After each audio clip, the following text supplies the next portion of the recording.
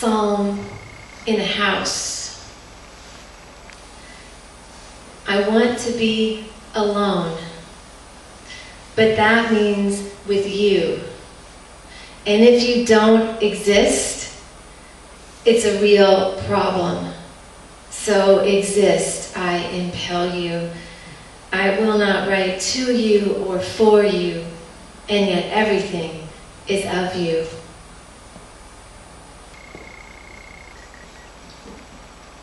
Reverse psalm. I've written success when I meant to say ruin. A reverse is the opposite of opposites. Invisible transparency placed over the sleeping body. If I awaken and slide my arms up into unfathomable abundance, what follows?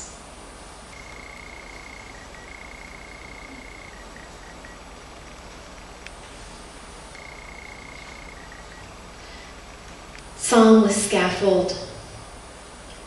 Escort me beyond a candle to you completely.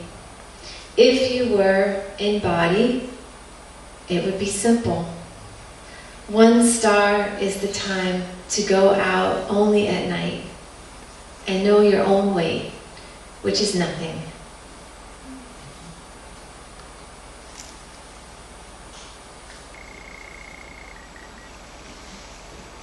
I'm reading from this book, Practice, which I just kept asking myself the question over and over again.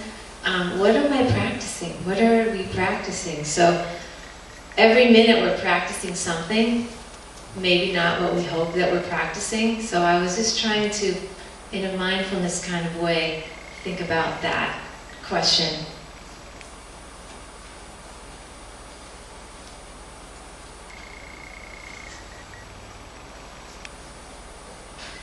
Practice existing through cloistered fire, as if you had been written before in a form-fitting century, distinct from others you might have inhabited in thought only. Pulling duckweed from faces, you swim through inevitable chandelier boughs. Walk by woodpile, shadowed by boy walking with stick, his face a compression of clouds. Felled limbs become shadow, lifting birch, hatchet, his arm swings. Are you ready as something sleeps? Some anatomy you cannot name, sharp enough to startle.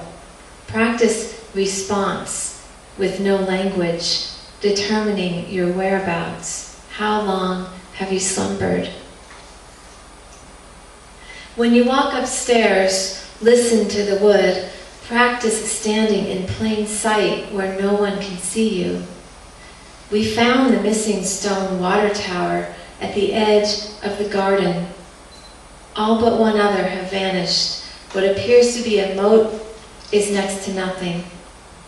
At a table earlier in the day where words may gather phosphorescently upon your fingertips, practice what they unsay to you, as if you did not speak this particular language.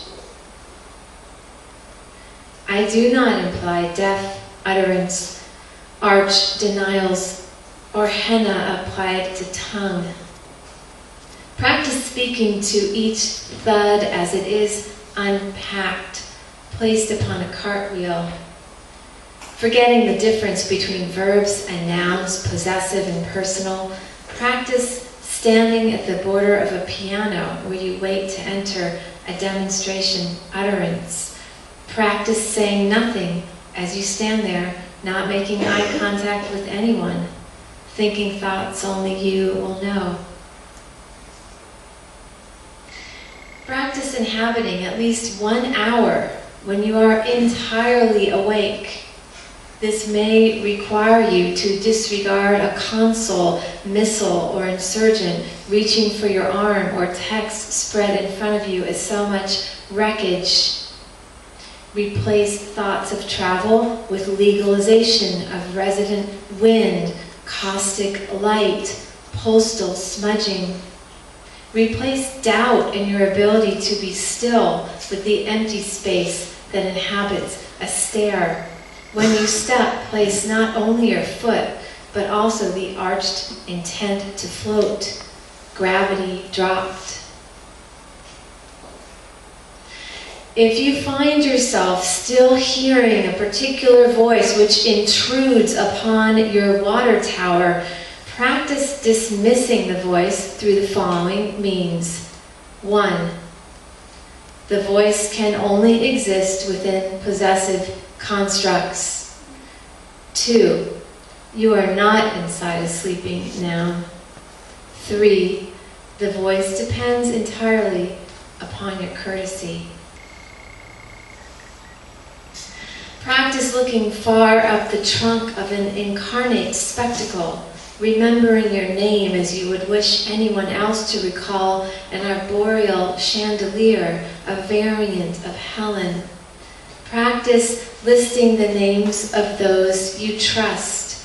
Cover their faces with filigreed air. Divulge utterance. Tell them, your mouth preserved with lime.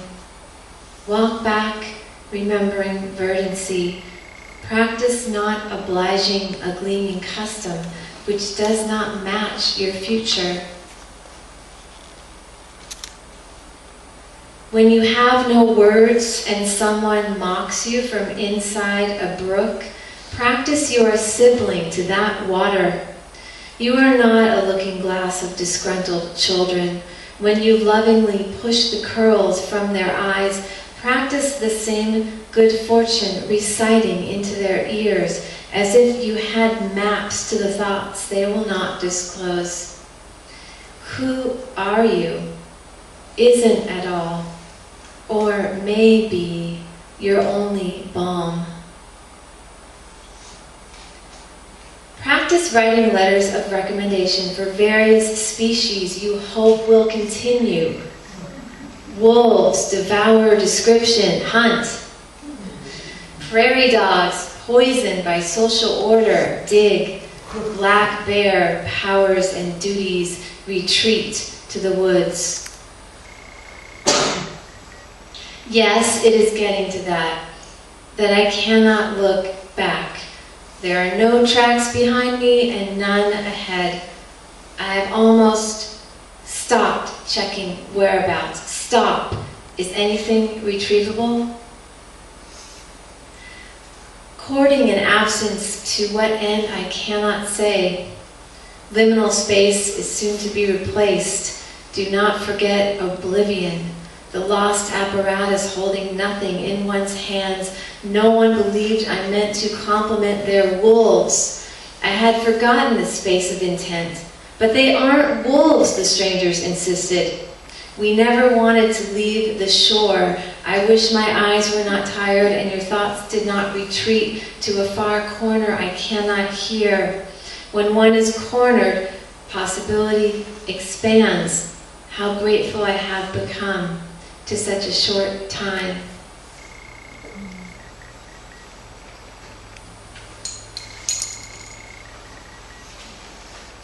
So right now I'm writing amulet poems, tiny sonnets that are protective poems. So I have one now and one at the very end. Instant amulet. Dear thousands of users are powering up their brains with the daily dark. Invite your friends. It's free. Sharpen sound. Selling fear. You'll remember better when no one is looking. What is your sight doing when idle powers become instant?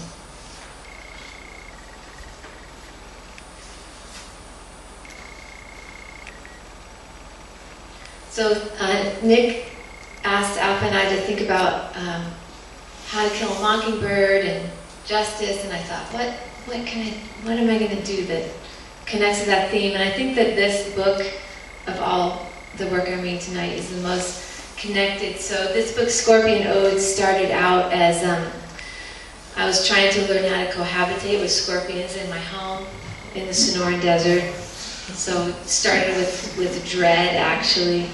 But then I became really fascinated with the scorpion, and I realized that anything that has a 400 million year life history, we have something to learn from that. There's an evolutionary intelligence there, and I thought, so a lot of people fear scorpions, but it's in every literature and every mythology of the world.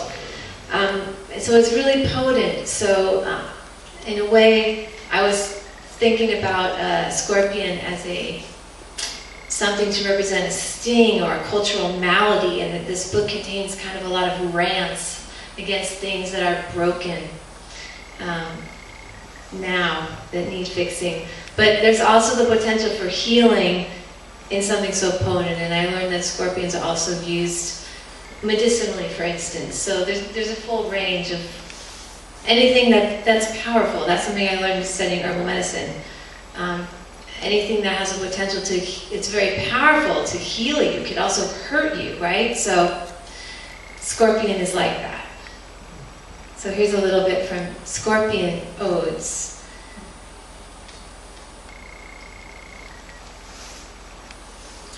Scorpion Ode. I prayed the dictionary. I asked pardon of dream. I feared scorpions in their silence and walked each morning into the rising mountain. I vowed not to become the nullifying silence, but to nullify the other paralysis being born, to speak with the elevated precision of silence, from the marrow of consciousness, the living aspect of which appears solid but isn't complete until we have left the word, the mountain, and the scorpionic premises. Departure. I speak from another vantage, though it is not mine. Nothing is anyone's, formally speaking. Even if you walk along this particularity of gasping ordination, a mine is more akin to the moment. If you could hold it and walk alongside me, I'd be somewhere driven to the particle within miniature fluctuations of light. Not visible light, but what turns you and pulls you from your bed on a morning as such you would rather not be bidden. Wakeful refraction is the missing testimony of leaving. Where are you going, and how will you get there?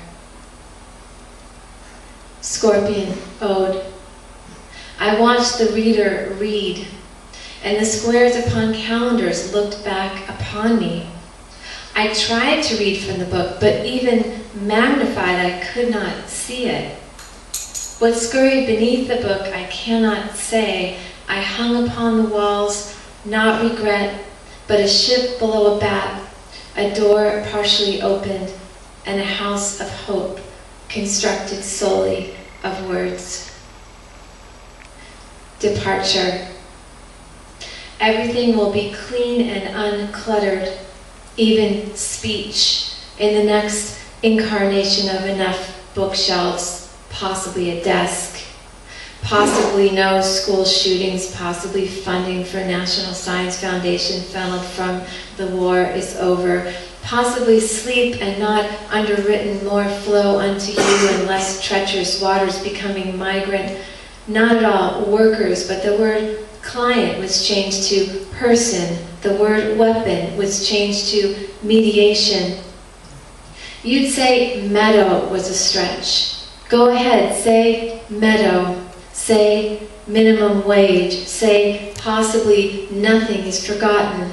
The street across the street and the globe across from that with dental care, insurance, Go ahead, say you'll wait in the meadow for all of it streaming. Everything will be clean and uncluttered in the next incarnation of enough green thinking, possibly unlimited memory. Scorpion, Ode.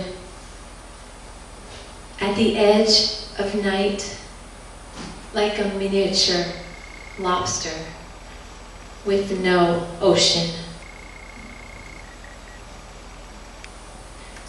Departure. Sleep as departure. Each moment as departure. My love does not depart from sending messages. We need no technology to communicate our thoughts. We simply continue to depart and each instant experience simultaneity. Scorpion, Ode. What is your scorpion name?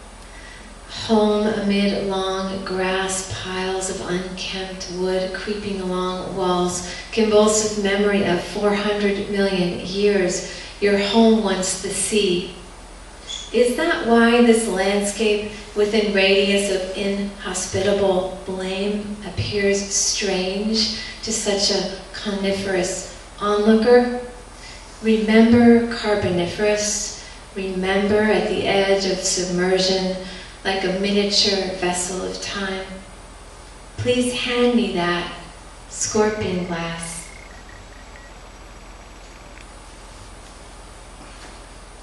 I'll finish with an amulet.